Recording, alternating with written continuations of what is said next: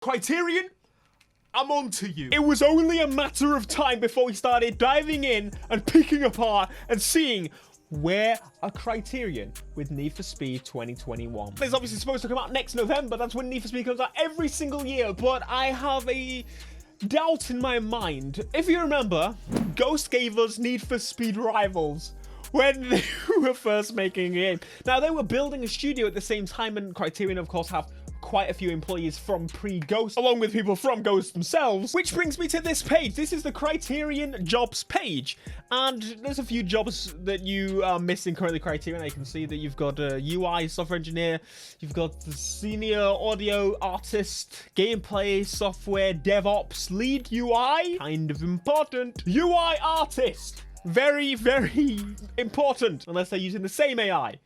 Which is very, But we go to the second page, and they are missing a producer and an associate producer. Is there even a bloody game?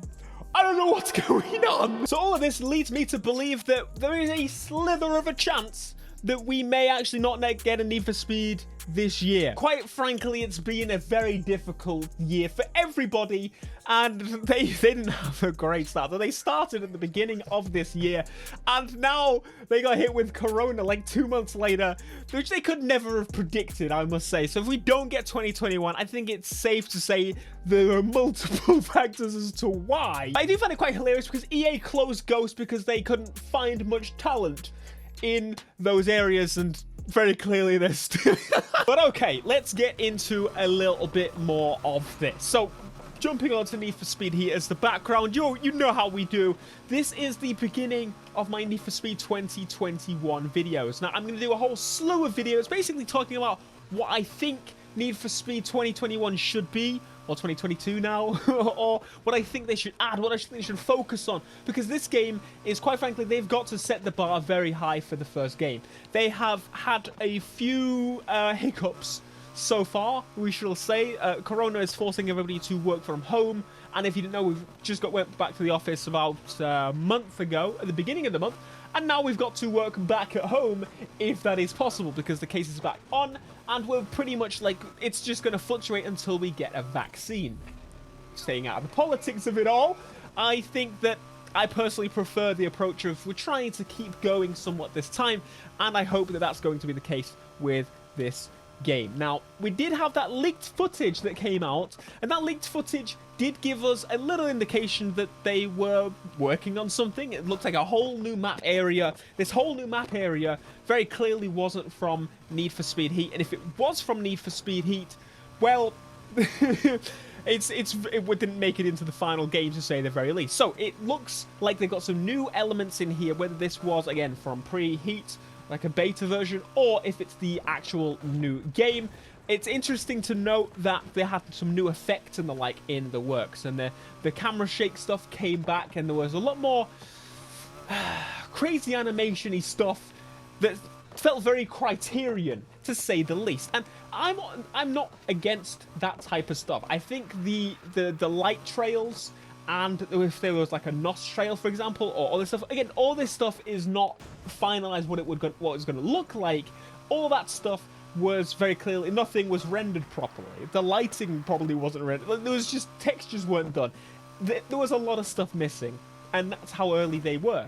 Obviously, it was the beginning of this year when they just formed the bloody studio, and I believe they were probably using a map from Ghost, which was started on working. I imagine what they do is they start working on the map a lot earlier before, because maps take a long time. It's kind of common sense. So, jumping in, I am a little bit nervous. I think on the side, so when I saw that footage come out, it didn't really tick me over to any way. Maybe a little bit of nervousness with the brake to drift handling, but I see my current position in terms of, am I excited? Am I excited? Or am I very nervous? I would say I'm ticking over to the nervous side just a little bit. And it's actually not their fault for once. It's not Criterion's fault that I'm suspicious that there's not really much that's going to be happening from now. So, again, they're all working from home.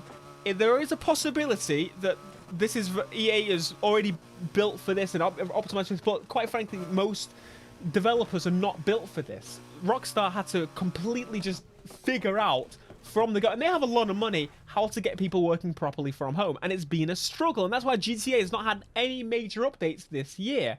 That's the main reason. Of course, they're also working on the new console release, and also working on the big heist update as one big hurrah for the current gen consoles.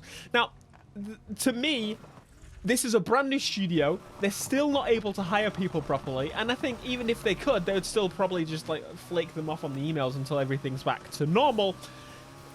I think we're in a little bit of the worry zone, but I don't think this is a long-term thing. Quite frankly, if it takes a little bit longer than normal for a Need for Speed game, I don't really mind that much. We do also have a Need for Speed game coming this year.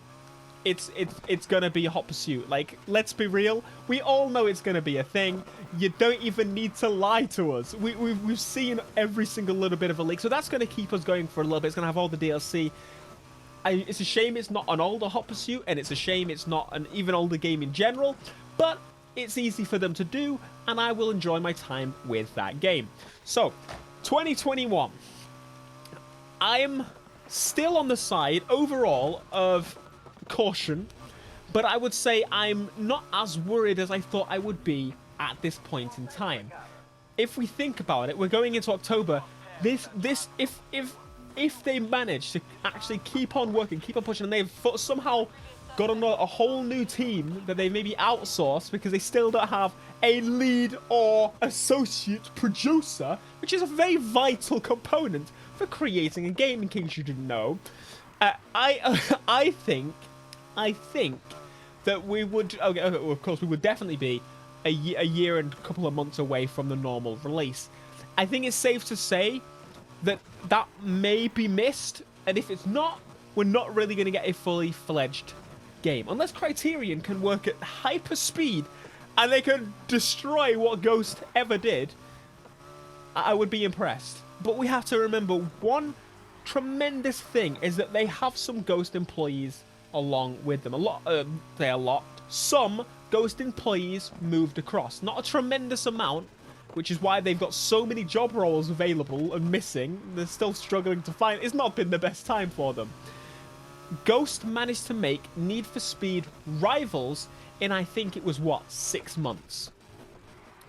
That was super impressive. And if some of those guys are here and they already had a map mostly ready, and if they kept the map guy on, or the map guy gave the other map guy the tools on how to keep doing it, there is a slither of hope here. Slither of hope. But I think, just to summarize that discussion, I do think we are on the side of, I'm not sure it's going to come out in 2021. But what that does mean is it then potentially puts us onto 2022 and then 2024 and so on. 2 years from then on is what I would understand. I think the biggest fail of all of this is that they didn't prepare. Now, again, pending this corona kind of threw everything off completely, but they had a good studio. Ghost was making good games. They might not be able to find the best talent or whatever they were looking for, but they made a solid Need for Speed, and if not, one of the best Need for Speeds since the old games. It was fun. It had a good story. It may have been short, but it doesn't matter. Overall, it was, in my opinion, in my top 5 Need for Speed games ever. Let them keep making the game, and then form another studio and do every other year. Differentiate the games a little bit. Heck, hypercars, cops and racers from one, and street racing from the other. I know we said that Need for Speed lost its identity, but Call of Duty does a similar thing. It does modern and old. Does people really complain?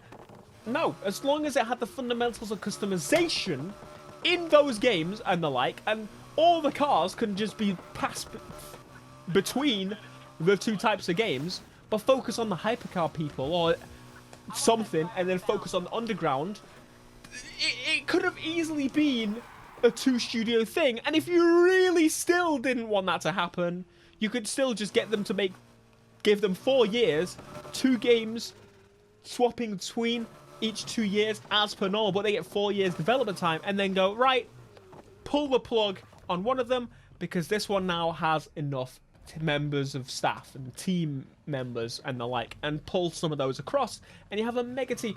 There are so many better ways they could have gone about this, but what's done is done. We can't reverse what they've done now. I think it's stupid. You should have spoke to me. What will they speak to me for? But what I will say is I am still a Need for Speed fan. I will always be a Need for Speed fan. I'm looking forward to seeing what happens from here. Of course, I'm interested to see what you guys have to think about this whole situation. I wanted to do this video first so that we can get this out the way, talk about the fact that they've not really got many people in terms of the higher roles, a lot of high roles in the studio right now. I'm interested to know what you guys think. Does that fill you with a little bit of worry? Are you worried that it's not actually going to come out in 2021? Do you think it's going to be pushed to 2022? Do you think Need for Speed will ever be able to find a producer? And if so, are they going to cancel it? I really hope not. Because if EA, if you really can't find a producer, please just, I will help. I will do my best. I will help. I'm an impartial man. I play every racing game, arcade racing game, and some Sims, and I will be your impartial producer. Of course, I will try and make a game the best, very clearly, because it will be my game. That'll be awesome. My game, and it's Need for Speed. Need for Speed is my game. I helped fix it. Okay, you guys did too. It's our game. All of you on the chat, you all helped. I appreciate you. Anyway, so that's what I wanted to say, as I said, for this first video. I wanted to get this out of the way so we don't have to discuss, and I don't have to every 5 minutes in the future of the videos. But what if this was the case? I'm going to do my best for the next Need for Speed 2021 videos. That's what we're going to call them for now. Because there's still a little bit, unless it changes and we rename all the videos for 2022. I wanted to make this so we don't have to discuss this again. If we do, it's very minimal. But I can point everyone back to this video and be like, if you want me to talk about but this is why. So that I can go full and dive and dig into everything they do wrong without touching a bit upon this. I think that makes it so that we can bring everything in this series compact together. Alright, thanks so much for watching this video. Let me know your thoughts. As I said, I would highly appreciate some conversation on this. And of course, remember I mentioned how my new memberships are live. All 4 tiers are available, starting from $1.99. It would help me out massively and let me know that you really do support me. And you get an orange pants icon. Very cool. Alright, thanks so much for watching this video. Be sure to smash the like, subscribe if you are new, and I'll see you in the next 2021 video. Until next time, peace!